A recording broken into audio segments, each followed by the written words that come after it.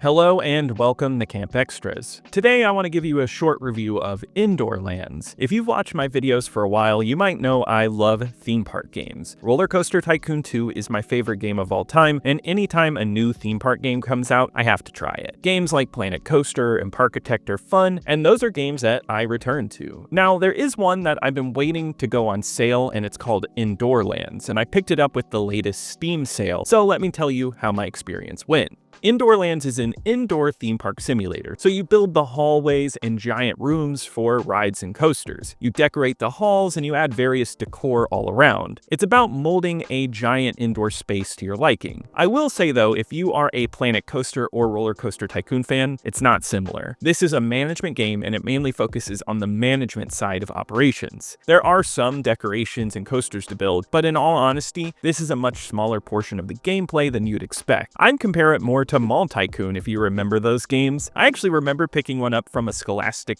book fair and I loved it. So this game had some nostalgic feeling for me, though I was still disappointed by the lack of rides and coasters. There is a tiny number of rides in this game and they all come with these giant rooms. You have limited space to build your park and you can only make so many rides because it's so huge. I wish there was just more variety in rides too to make it stand out. I've never been to an indoor theme park, but from what I see online, that's not generally how these parks work. If there are rides, they're placed in these gigantic halls with other rides, and the paths and coasters weave all around. It's not giant themed halls with just one ride, at least from what I've seen. I'm guessing some limitations didn't allow for this, but it just feels odd. Throw in that there are barely any coasters and the creation is pretty awful on them. I've tried to write down an explanation of what this coaster builder is like, but it's just a mess. You only click and move your mouse to build, but you select the number pad to move it horizontally, vertically, or if you want to curve. It's weird and cumbersome. It doesn't help that it's never accurate.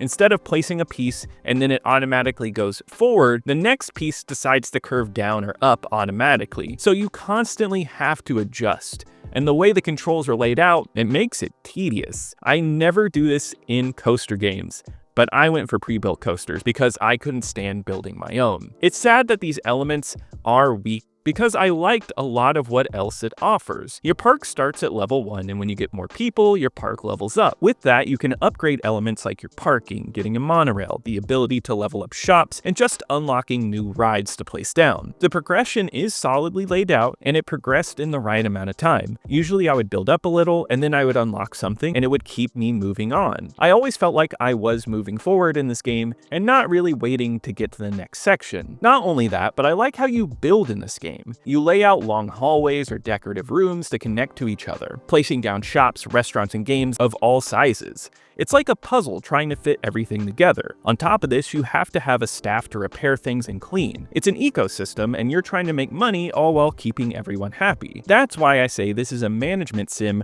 more than it is a creative sim, because it gets the management elements right. Managing and building the park are the best moments in this game, even though I do like the decorative element of this game. You get to pick from a whole mix of themed elements and then you can build decorative rooms. This makes a more beautiful park and is a creative element in this game that does actually work. So if you want to be more creative, that's going to be more on actually building the landscape over the customization of rides and coasters. You can also build your own rides, which is an insane system of building machines, bars, and seats. It's overwhelming, but I know for some people out there, this is a dream come true. I think Indoorlands isn't the greatest, but understand that I do have bias in saying that. I personally just like creative park sims better, and the coaster and ride side of this is flat out a disappointment. To make a park feel like my own, I want to see my own coasters in action and how it all interweaves with each other. So I just don't see myself going back to this one. Though if you do like a chill management game, that side of it is fun. Just snapping in different rooms and managing people with solid progression, it's all there. Though this game does crash a lot. Whenever my park got bigger and bigger,